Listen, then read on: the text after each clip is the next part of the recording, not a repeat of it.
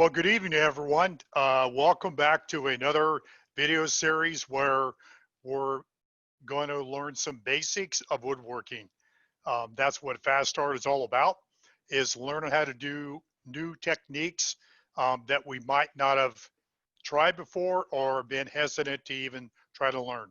Welcome to a new member today, Tanya. Welcome to the group. You have not been with us before, and please don't be shy of raising your hand and asking questions as we go along. Okay, so we're going to cover some basics today on veneering. Veneering is really cool because there are over 200 species of veneer that you can get. What's nice about veneering is you have access to types of wood that you normally could not get in any size hardwood, and they take the material and they actually cut it up into veneer. Okay, so typically veneer is sized from say 4 inches to 12 inches. I will show you this. This is a selection of veneer that we're going to work with today.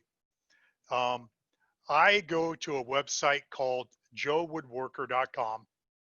He has a great selection of veneer that he gets from all over the world.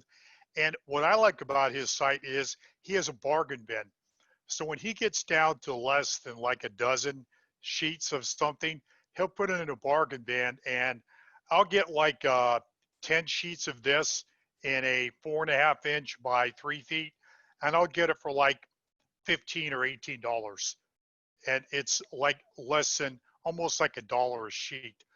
It's really cool to play with different kinds of veneers. I can't even tell you what species this veneer is because I bought so much from him, it's all kind of blended together. But we're going to use this to line the inside of our box that we're going to make. So we're going to make a keepsake box that's going to be 8 inches wide, or 8 inches deep, 10 inches wide, and about 4 1/4, 4 3/8 inch tall. It's going to be in two parts. We're going to have a bottom and a top. We're going to put a hinge on the back of the case of the keepsake box. And I'm going to show you some different ways, not only how to apply the veneer, but how we actually join all the components together. So we are lucky to have a master craftsman here locally in San Diego. Here is his most recent book. His name is Craig Thibodeau, and if you've ever been to Design in Wood, you will see some of his showcased work. He's a really great craftsman, and he really specializes in veneer. His passion right now is actually puzzled case goods, but he uses veneer in all of his products. He's a really good veneer guy. Okay, so what I love about veneer is you can get started in making something with all of the tools for less than $50. So I'm going to kind of go over some of the tools that we're going to use in the next 4 weeks. So this is a basic veneer saw, okay? So we can use this to rip and cross cut our veneer, okay? It has real fine teeth on the edge, and I got this at Rockler for like $12 or $13. But when you get it home, you have to do what we call tuning up the saw, where I took the screws off and I took this plate and I took it on a water stone and I ground it flat, and you could see the shiny spots where it's all flat. And then you just take a mill file, a regular mill, like an 8 or 10 inch mill file, and you kind of run it over the edge of the teeth, and it makes it a little bit sharper edge on the teeth. You don't have to do a lot, and when you cut, you will know if this is really tuned up or not. Another way that I like to cut veneer is I go to Harbor Freight, and for $5, I buy a pack of 100 of the single edge razor blades right here. I use this to cut veneer a lot with. So we'll be using that a lot. And my little box of secrets here. One of the things that we learned in Palomar to work with is a scalpel. So this scalpel is about $8, $8.50, and you can get a pack of 25 blades for $5 to $7. This is a number 3 scalpel, and they make a number 4 scalpel that people within the veneer community like to use. This is a number 25 blade, so it's a straight blade, and we'll be using that quite a bit. On the darker veneer, I always keep a colored pencil that is a bright color that I could see when I'm laying out my dimensions on my veneer.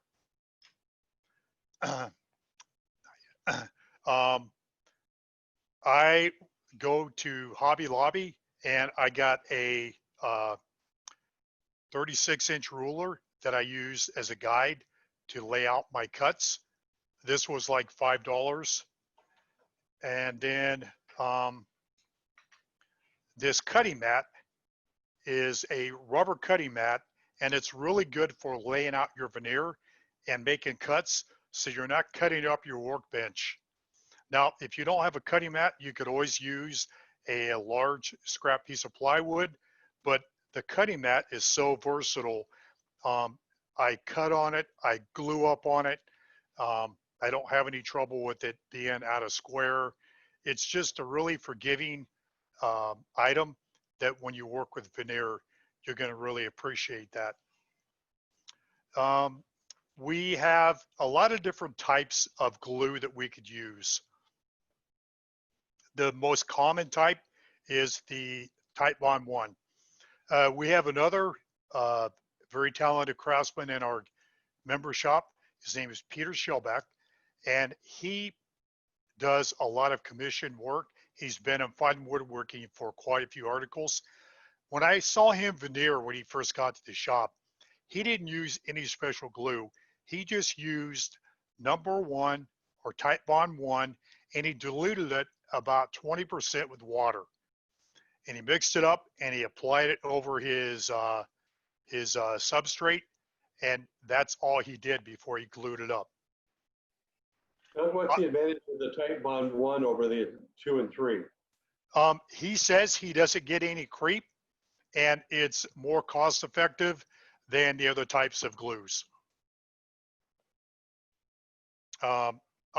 My personal favorite is another Titebond product. It's called cold press veneer glue. So this is made specifically for pressing veneer onto a piece of plywood or MDF. This has a tack time. So in other words, it cures in 60 to 90 minutes, but I typically leave my things in a press overnight, and we'll get to that as we go along. Another type of glue that is popular, especially if you're going to do curved surfaces, it's called Unibond glue, and it's mixed up in a powder, and you mix it up in a cup with a little bit of water and a powder, but you need to be careful. It's very toxic, so you need to wear a mask when you mix this up. We're not going to do that today because we're not going to have any curved panels, or if you have a very large surface, it's an epoxy-based glue, even though it's in a powder form, and it has almost zero creep in the whole thing. So you would want to use that for curved panels or very large projects. So what is creep? Okay, great question. So creep is when you take a piece of wood and you apply your veneer over the top of it, if the glue, it does not adhere the veneer to what we call it, this is called a substrate. So this is what we actually attach our veneer to. if you don't use the right kind of glue, it will actually move around. The veneer will move around itself on the substrate that we're using. So the substrate is actually what we adhere the veneer to. And in this case, I'm using 1/2-inch Baltic birch ply. I either use this or MDF. I prefer to use MDF because it's really flat, but because we're going to make a lot of joints on this project, I went ahead and selected the 1/2-inch Baltic birch. So what I've done is I've went ahead and cut our 2 long sides.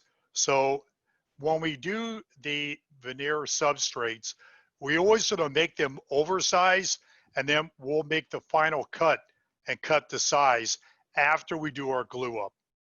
So these are, well, let's measure them and find out what they are. So these are 4.5 inches by about 10.5 inches. My final size here is going to be about 4.25 by 10. So I have 2 of these for the long pieces in the front and back, and then I have 2 side pieces. These are 8.5 by 4.5. So again, I will cut this down to 8 inches after I get my veneer glued on. And the reason we do that is you don't know when you lay your veneer if maybe the veneer is a little short that you laid on, or maybe you did have some creep and it didn't cover the whole substrate. So it's always good to have it a little bit oversized, and then you go back and trim it to a final size.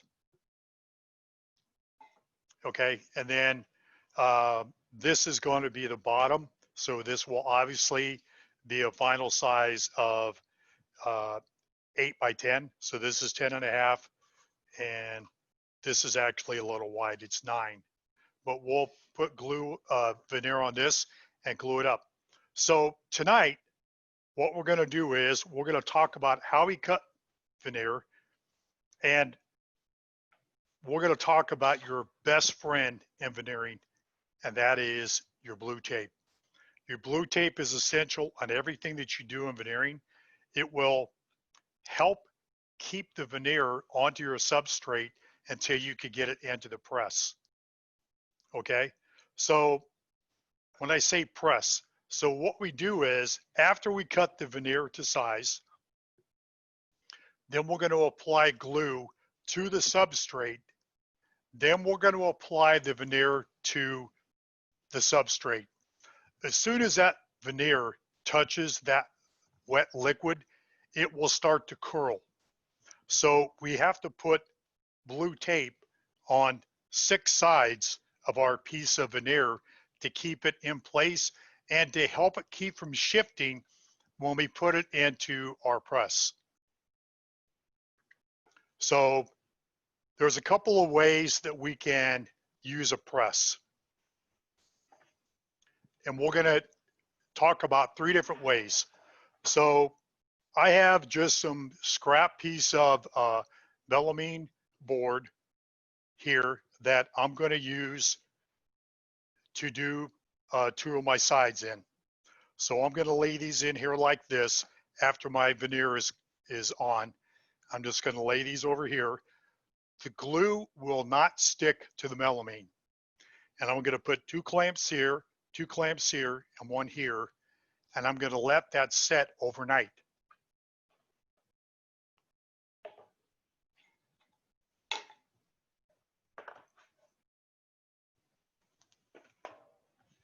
And then I'm gonna just take 2 pieces of plywood. I went to the grocery store today, and instead of asking for plastic bags, I asked for paper bags because I was making this project today. So we can take the paper bag and cut it out and lay it in the inside of our plywood. So I would lay the paper bag down. I would take one of my pieces of substrate that has the veneer attached on each side. I can place it here. Then I take the paper bag over this and I put my, what we call a caul, C-A-U-L, caul, put this on top of that and do the very same thing. 2 clamps here, 2 clamps here, and 2 clamps here on each end. And I could put that aside and let that dry overnight. And because of the paper bag, the glue will just stick to the paper bag.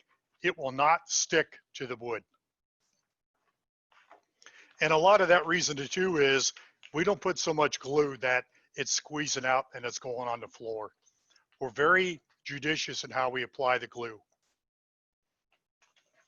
So how do we apply the glue? We actually use a foam roller. So this is a 1/4 inch nap roller, just a paint roller. It's 4 inches wide. It's perfect size for laying out your glue on your substrate. You come along and you apply your glue, and I'll show you as we go along, but we're just looking for an even coat all the way across. There's no blotches, there's no high spots, but there's no dry areas too. Because if you do have a dry area, you will guarantee that the veneer will lift away from the substrate if it's not glued down properly. So one of the first things we check for before we tape down our veneer is to make sure we have good coverage of glue on our substrate. Okay. Any questions so far? I know that's kind of veneering with a fire hose, but any questions so far? Oh, let's talk about the veneer again real quick. So when you buy veneer in a bulk like this, there is a very good chance that the veneer will be in what we call a flitch. So what a flitch means that each segment of the veneer is in a consecutive cut.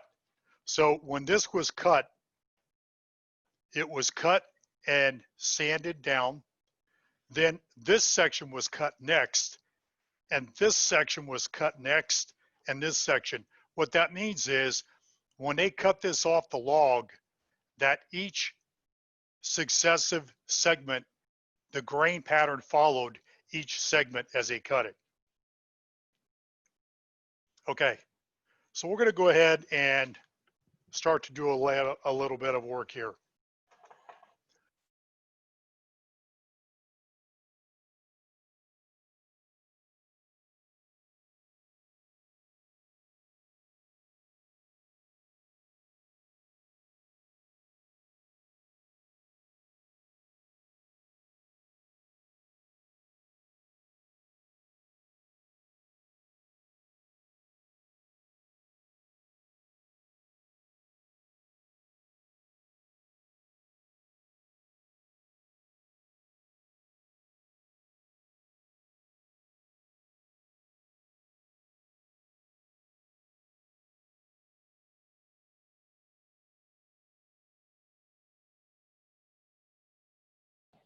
Hey, Doug, we've lost audio with you.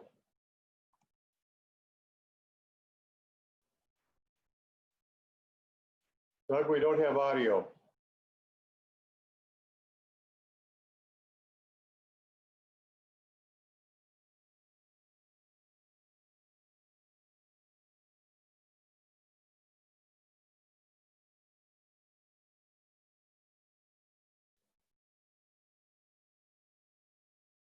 Doug?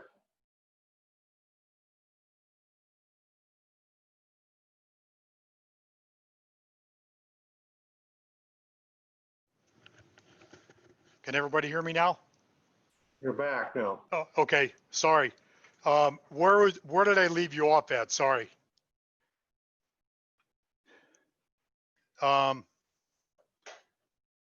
Should not, I think my headphones went to sleep. So we're going to lay out the veneer onto the substrate now. So I'm going to go ahead and cut off the torn end of the veneer. So I'm going to just lay my ruler across, maybe 1/4 inch, 3/8 from the edge to get rid of the torn segment. I'm going to just take my veneer saw. I'm going to set it up against my ruler, and I'm just going to start drawing back. It's not going to cut in one pass.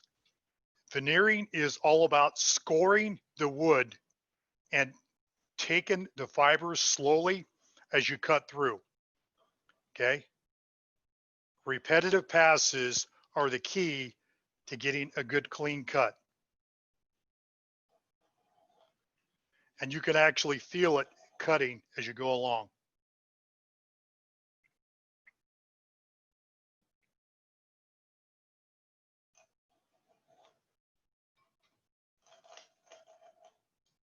You can feel the resistance of the veneer. Okay. So now I have a straight edge with no tear out on the edge. Then I will start to go ahead and now here's the thing. You don't want your veneer to overlap your substrate more than about 1/8 of an inch. So I'm going to lay out my substrate and leave about 1/8 of an inch around. And then I'm going to make some marks with my pencil. And then I'm going to cut to that. I'm going to cross cut first.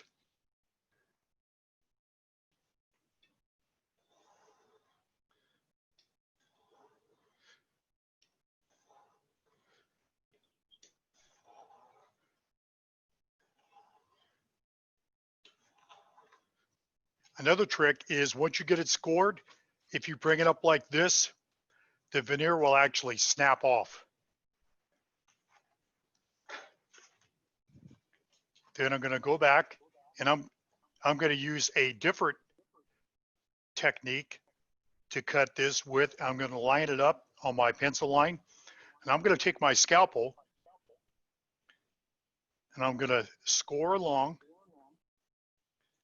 This is really great for a long grain or like ripping the board. Gives you a very definitive cut.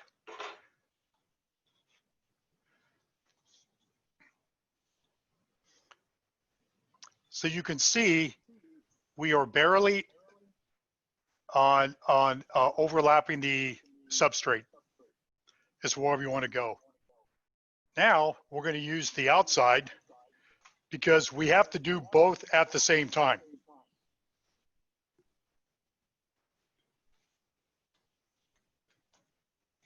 This is actually, Dallas might remember this.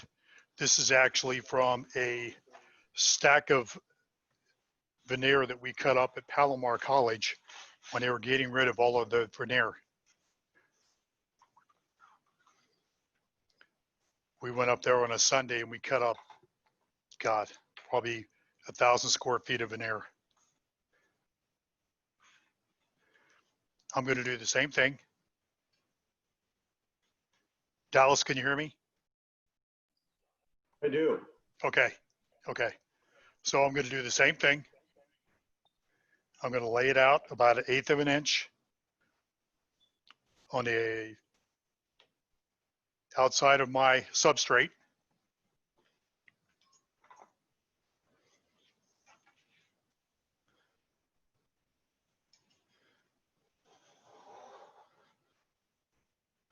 The veneer saw is a really good way to cross cut your veneer. And again, once you score it, you can take this and just snap it and that'll break right off. But you have to make sure it's scored really well first. Then I like to use my scalpel, like I said, for what we would call the rip cut on any other piece of wood. Make sure you keep your blade up against the fence. is very easy to get to wander off.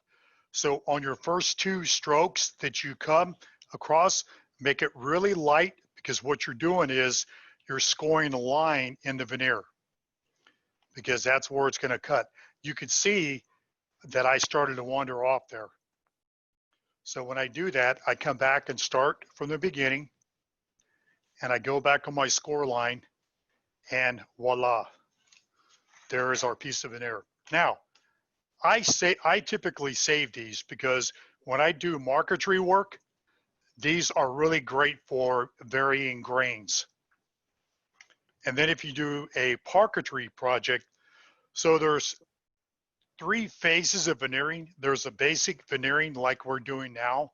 And then there's another technique called parquetry where you make geometric patterns with the basic veneer that we have now.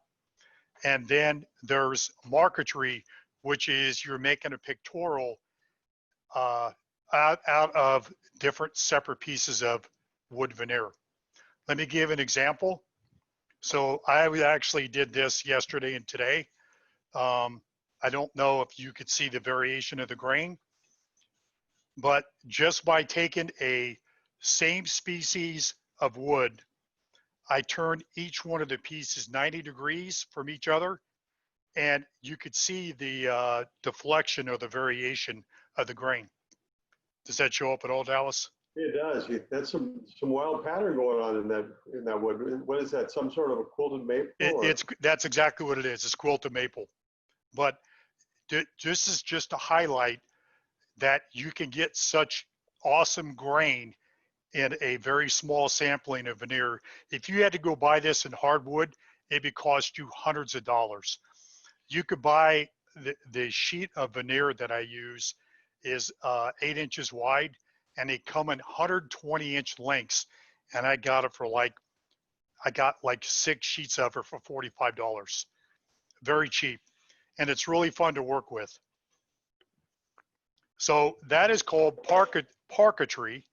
And once you get comfortable with the regular veneer projects, I encourage you to try parquetry next, because you can take geometric patterns and incorporate them into your veneering projects. We're going to actually play with that a little bit for our lid as we go along, but that'll be towards the end of session 2 and session 3. So I have to tease you now, that way you will come back and want to watch the whole thing. Okay, so we're going to actually glue up our first piece. So we're going to glue up the inside first.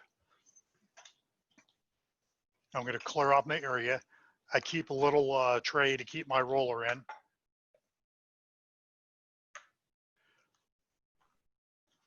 So one of the other things I look for is, what is the best appearance? What side is going to show best when I go to laminate up my piece?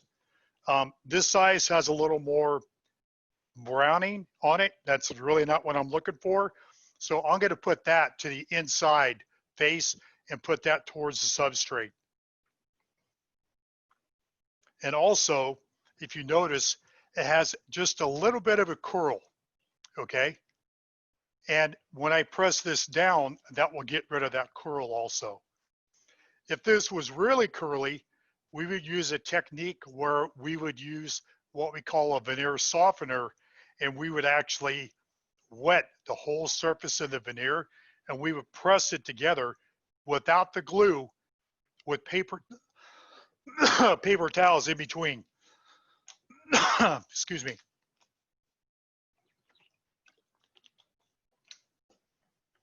And what that would do is it would wet the fibers of the wood and allow them to be straightened out. So we could have a piece that comes, you know, it's really twisted. And when we put the veneer softener on it, it's going to come out just fine. You could see how brittle this veneer is. So when I twisted that, this tore. Does that mean it's no good? No. As long as I can fit that back together, when I put the glue in, you're never going to see that joint.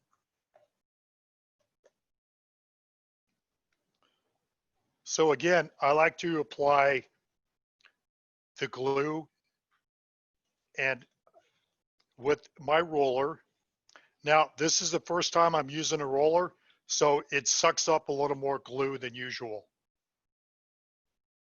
But what I'm looking for is something that's not going to be dry. And I'm going to show you what I'm talking about here in a minute. I'm going to make sure I get the coverage all the way around. I'll go both directions and make sure I get good coverage all the way across my substrate.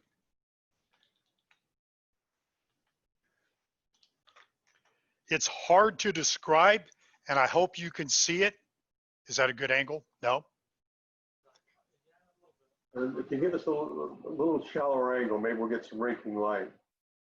Right there? You go back and forth just a little bit, you saw the reflection. Okay.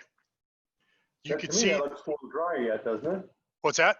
That looks dry. Yeah, just a little bit. Yeah, just a little bit dry.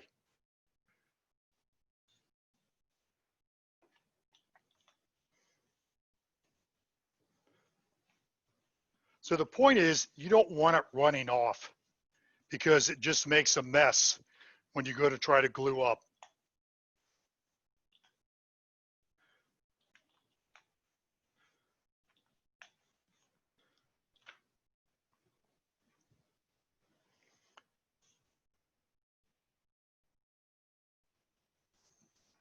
You can see it's got a little sheen on there. There you go. Yeah, we can see that. Okay. So now, because this is the inside, I'm going to put this down like this. I'm going to center it so my overlap is even all the way across. I'm going to flatten it out, and I'll go back and I'm going to start applying tape. Now, I can't apply tape over the other edge because I'm going to put veneer on the other side when I get done here. So I use 3/4 inch wide tape, and I overlap it about like that onto my substrate to hold it in place. And like I said, I will do this at 6 points to make sure that the veneer does not shift when I go to do my glue up.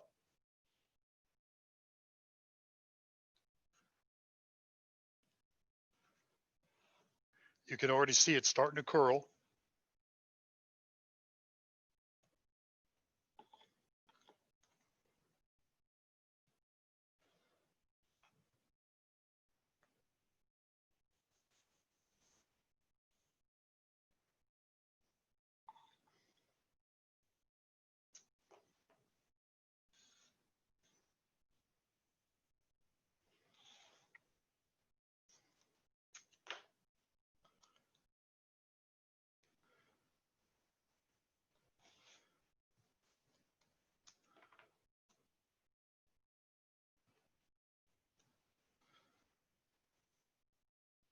Okay, remember that little tear we had? Here's what we're going to do. We're going to put a piece of tape over that so the glue doesn't come through that as we glue it up, as we press it. Now I'm going to turn this over, and I'm going to do the very same thing on the other side. I got a little tear out from sawing there. You want to make sure that when you do your substrate that you don't have any splintering from your cutting up or when you cut the substrate. Okay, this should be easier because now my glue roller is absorbed the glue, and it's going to be easier to do the glue up. Again, I go both directions, making sure that I overlap the edges and I don't have any dry spots on my substrate.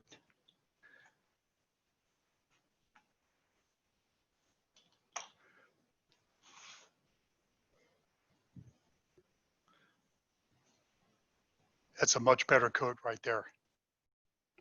Okay, so I'm going to take my veneer, and what's odd about veneering is, I shouldn't say odd, is it's almost like each piece of veneer has their own thickness. They're supposed to be 32 thousandths of an inch thick, but typically the species will vary on how they cut it. Sometimes it'll be 35 thousandths. Sometimes it'll be 38 thousandths. I have made my own veneer in classes that we took at Palomar. And up there, we typically have veneer that is 62 to 68 thousandths of an inch thick. So it's actually thicker veneer. That means less chance of sand through when you go to sand off everything.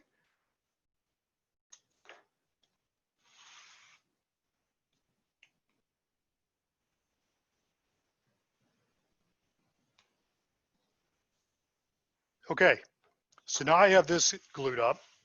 I'm going to take my first set of, for the expediency of time, I want to try to get as many different types of glue ups done as we can. So I'm going to take this and set this up. And what I'll do is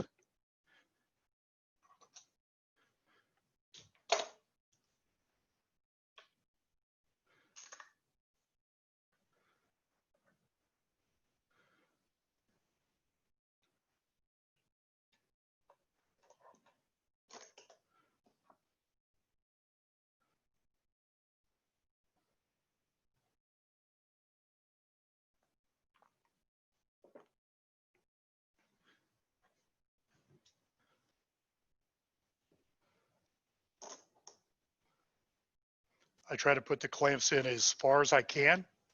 There again, these clamps, I get them at Harbor Freight. They're like $3 a piece.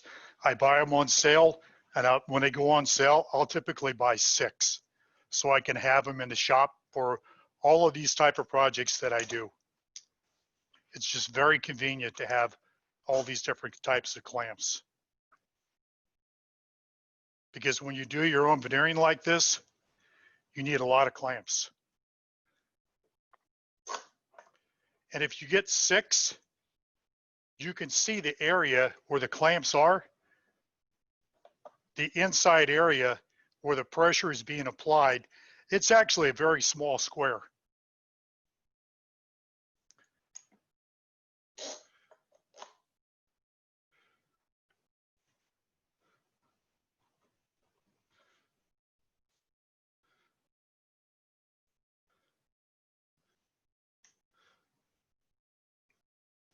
So you want to go in an X pattern to make sure that they're tightened up.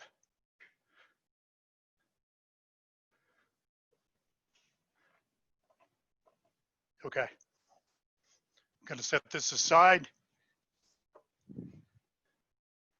Now we will cut out the veneer for one of our long segments.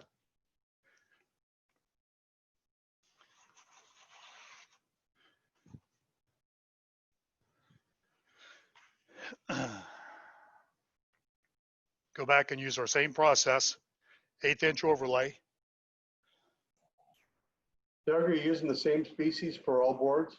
We're using the same species for all the inside and outside. Okay. Great question.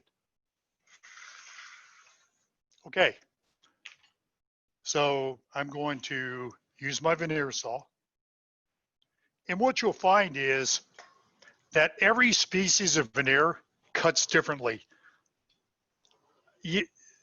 So I worked on a project that had Douglas fir veneer.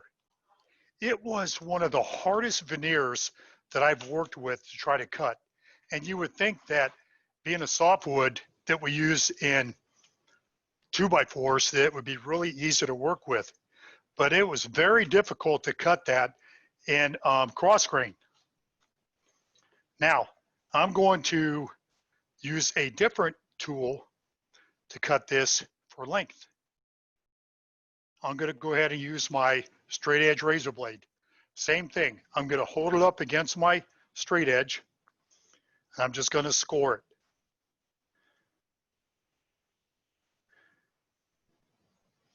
I'm going to go repetitive cuts, and it's going to go deeper each time.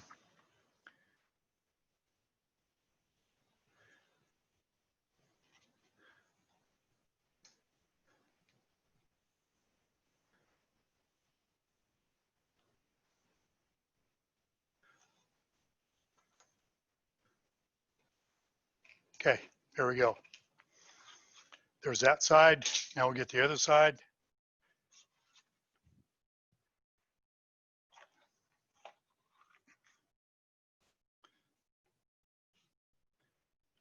We're going to use a different technique this time for glue up.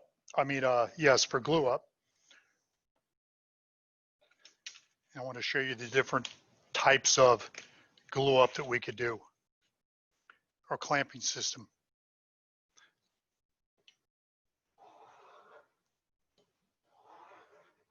This is curved, so you kind of want to bring it in a sweeping motion when you come up.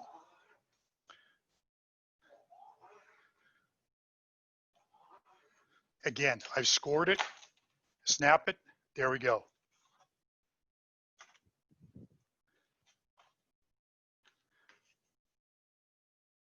Line up my pencil marks.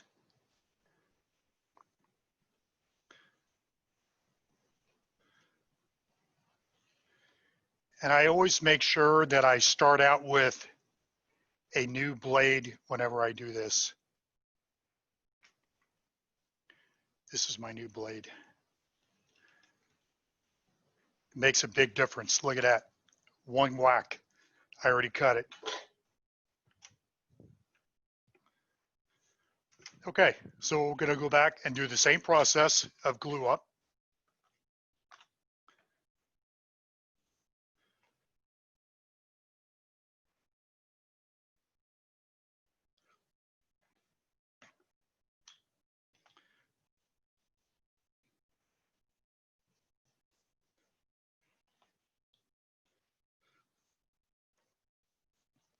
Again, what's nice about veneering, it doesn't take up a lot of room. You can do this on a small section of your kitchen counter, or even a small workbench in your garage. And it works fine. It's really cool to experiment with different types of veneers. And you can make some beautiful boxes that people like, oh my gosh, how did you do that? Well, all you did was just basically cut up the veneer to fit the substrate that you cut the size for your project.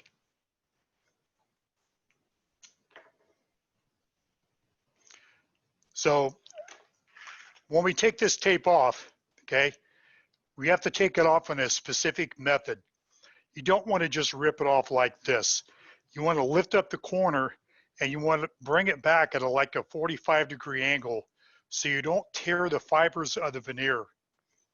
This tape, especially after it's pressed on and set overnight, this tape has some serious holding power when it's under pressure. And you have to be really careful you don't lift the fibers of your veneer when you're taking this tape off. And we'll go over that more when we unpack these next session. Are there any questions so far? You guys have been extremely quiet here. Going back a little way, you said you cut veneer. Do you actually use a saw, or do you slice it off when you're cutting? I do. This is actually why I bought this bandsaw here. It has a 17-inch throat, and it's a 2-horsepower motor. And I take 6-inch planks, and I'll rip it into maybe 16th inch, which is 85 or 90 thousandths of an inch in width. And then I'll take it to the belt sander and I'll sand them down to, say, 65 thousandths or 62 thousandths. So you can make your own veneer, and same thing, in successive segments. It's just really kind of cool to say, yeah, not only did I make this project, but I made my own veneer too. Thank you. Yep. And the other quick question, Yes. you're using a clamp with a screw base rather than a pistol grip. Yes. Is the one you're using far better than the other? Well, I think my personal opinion is the screw clamp has more torque, more pressure than the pistol grip. And you want as much torque as you can because you're trying to get that veneer to squeeze down as tight as you can onto that substrate. You don't want any gaps in between the substrate and the veneer. Good, thanks. Yes. There are techniques to fix that where we actually use a hypodermic needle with yellow glue, and we'll actually inject the yellow glue into a bubble or a weak area that doesn't have glue on it. Because believe it or not, that little area that didn't get glued will pop up and look like a little blister. We've all experienced them if you've done enough veneer work. You just learn to work around it like anything else in woodworking.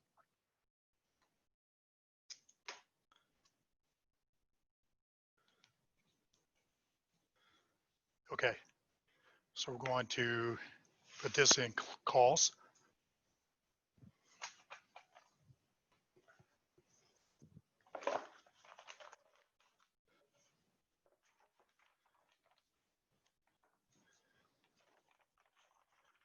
So I'm going to cut this down a little bit to the right size.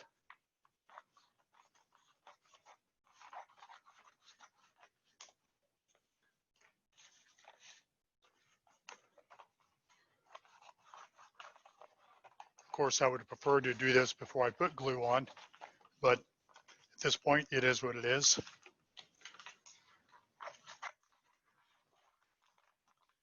And even after you get done with these bags, after your glue up, I use my bags 3 or 4 times over. And when you're done with them, you can put them in a recycling bin and recycle them.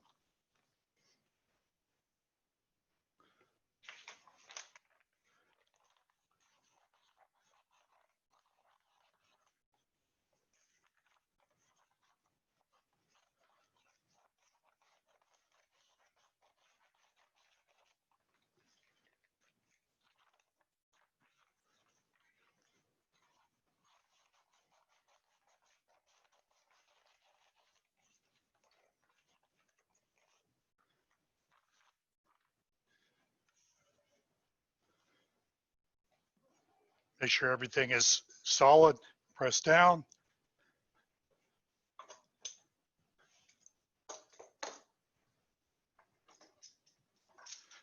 Get my clamp stash going here.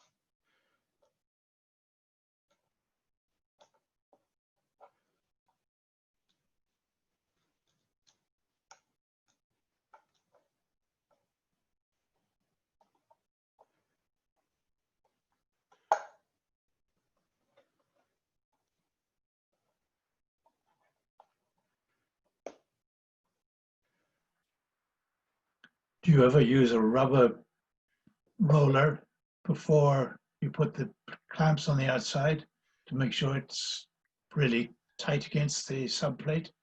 A rubber roller. I haven't found a need to do that, to be honest.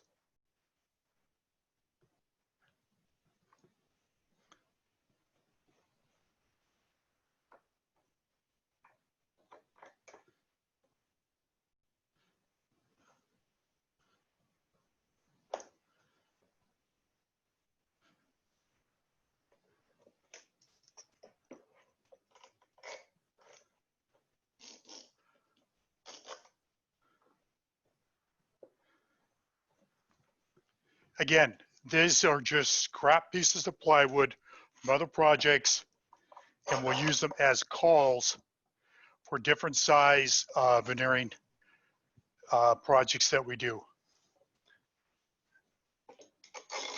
So I'll typically keep different sizes of plywood from other projects just for this purpose right here.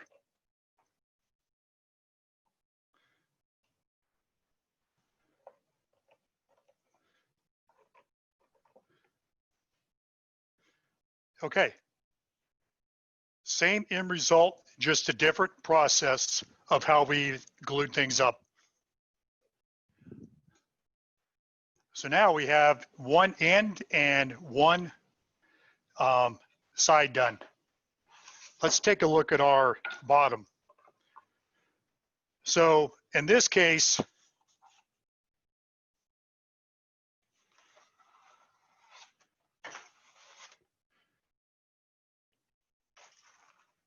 our veneer is not going to be wide enough to cover. So what do we have to do? Order wider veneer? I don't think so.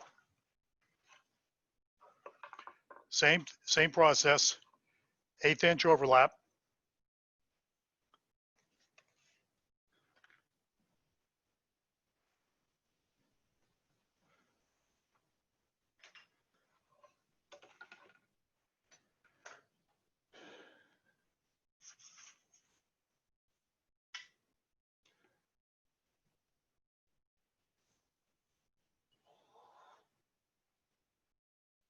I need to see the clock.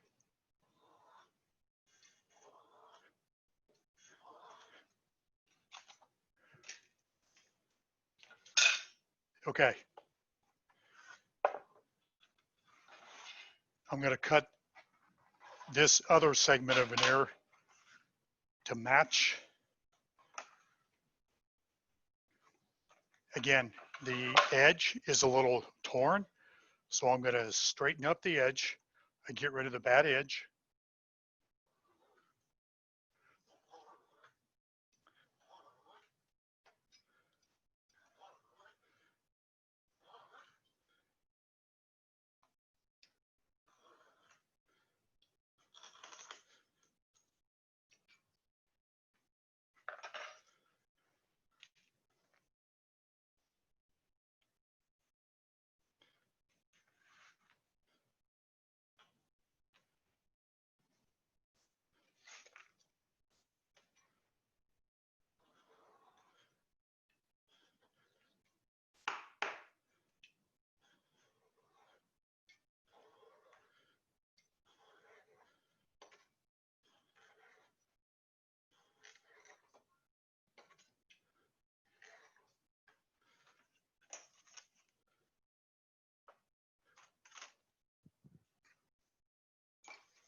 Okay, now I have to put these together.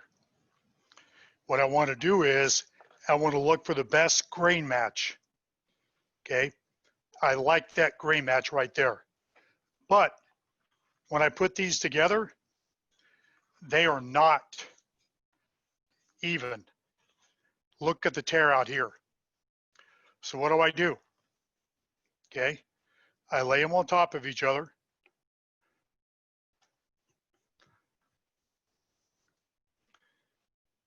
I come away from that tear. I take my super sharp single edge razor blade and I slowly start to score through not one, but 2 layers of veneer. Now what this is doing is it's lining me up for a perfect seam between the 2 parts.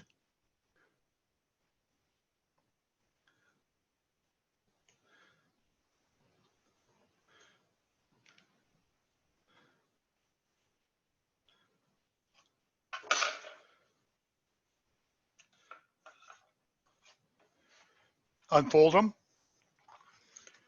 put them back together. Okay, not bad. I'm really close. However, we have this device we call a shooting board.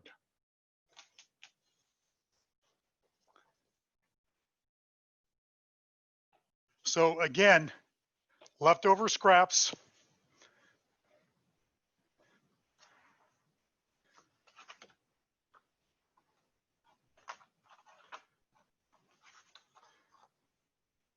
I want to fold this over just like I did when I cut.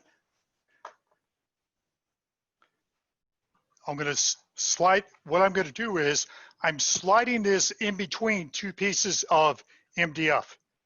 And I want it to overhang just about a 1/16 of an inch. And again, I want to make sure that they're even, because here's what I'm going to do. I'm going to take my pre-made sanding block, which I need to make another one, to be honest. I got 120 grit on one side, 180 on the other. And what I'm going to do is I'm going to hold this square to the board, okay? And I'm coming across like this, and I'm sanding down both sides of the veneer joint. I'm sanding down to make those flat, okay? Not quite there yet. What I did was I held that up against the edge of the board, and I could see that I'm low on each edge still. So it's not all the way straight yet. So I go back and align myself again. And if it's a difficult piece, I can tighten these wing nuts down, and that will hold it in place. This is called shooting the seam, and it will ensure that you get a flawless joint when you put two pieces of veneer side by side.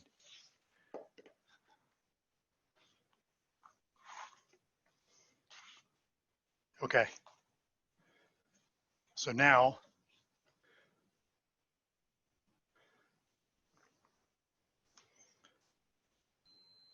I'm going to show you what a good seam we really have. But in order to do that, we have to tape them together.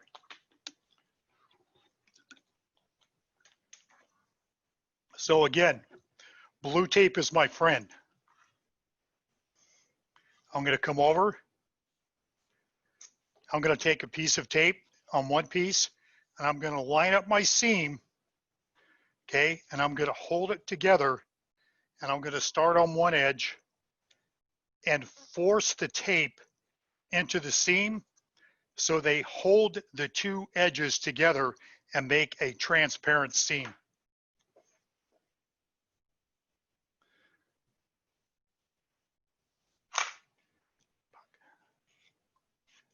Shows you how brittle that is.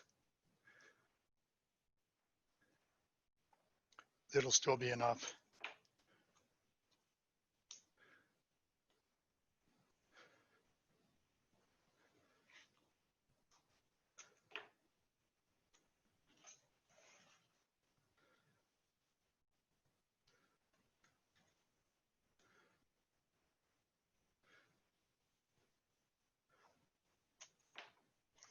I want to keep taping. It's like sewing a seam all the way down.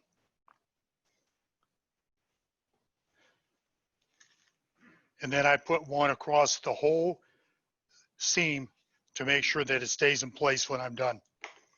Okay. So I don't know if you can see that or not. It's pretty much a gapless seam as we go along. Okay. So that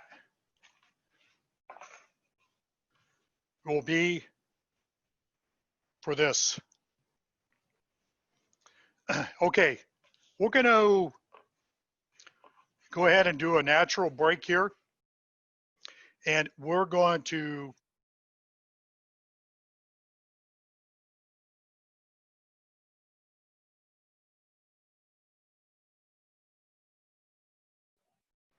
Doug, we lost your voice again. Doug, we've lost your voice.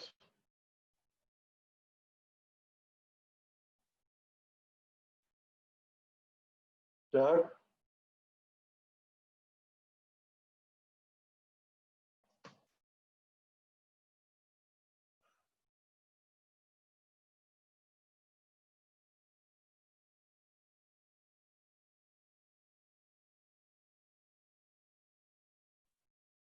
Doug, we lost your voice.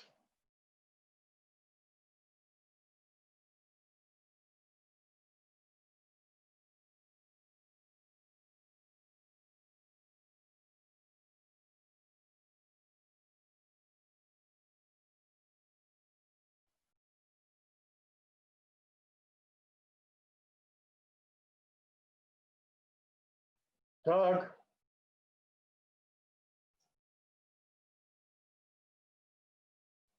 Doug?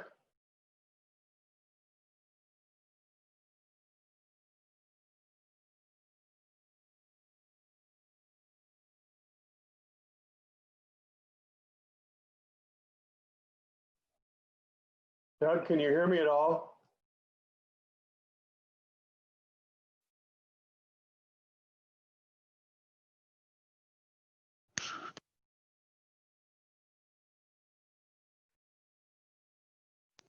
Okay, can you hear me now? Sorry. You're back, Doug. Okay, sorry. Um, did you catch the mitering No, we portion? lost everything there. Okay. So there's many different methods of how you can join the sides of the boxes together. So you could do a traditional miter and miter each side and put the four sides together and just make a mitered box. And some guys even use decorative splines to help strengthen the joint of the box. We're going to do something a little different. We're going to actually put a dado all the way around this, and then we're going to put them together. And what you're going to end up seeing is a 1/4 inch joint of the plywood on each side and on the bottom. But we're going to dress that down. So we're going to take a router bit and actually router this away. I did the wrong side. We're going to take this away and this away on a router, and we're going to use solid wood to insert into here, and we're going to hide the edge of the plywood so it looks like it's a decorative seam all the way around each section of the box. And we're going to do that to the top and the bottom also. Okay, questions from the first session?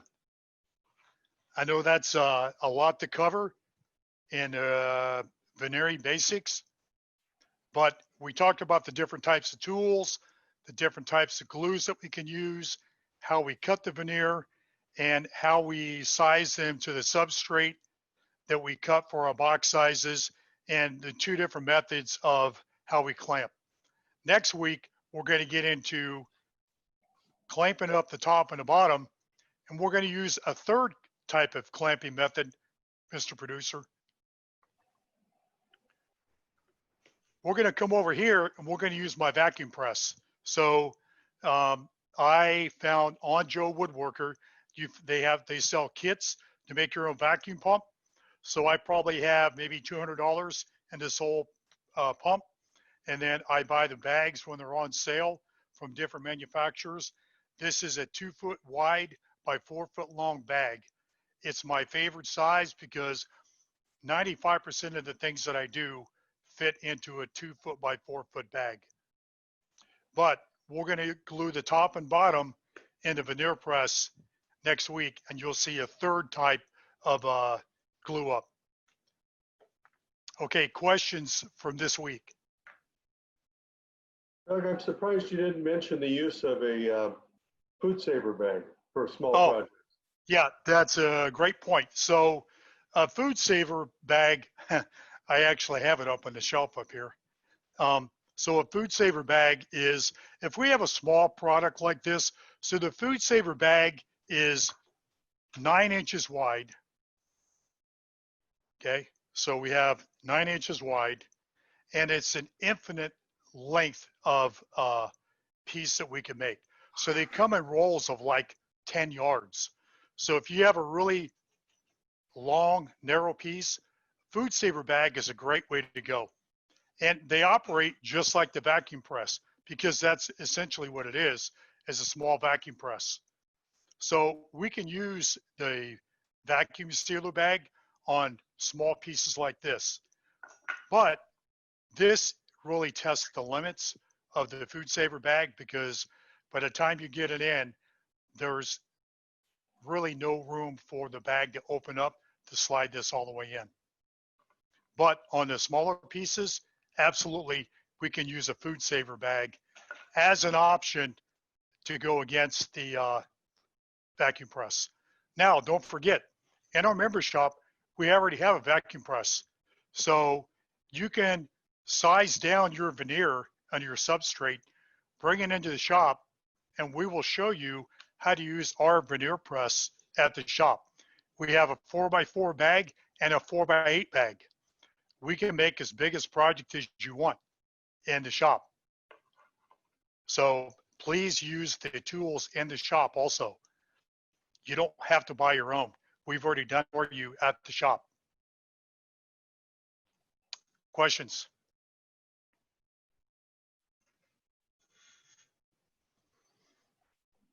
Okay. Very nice, Doug. Thank you. Okay, thanks guys.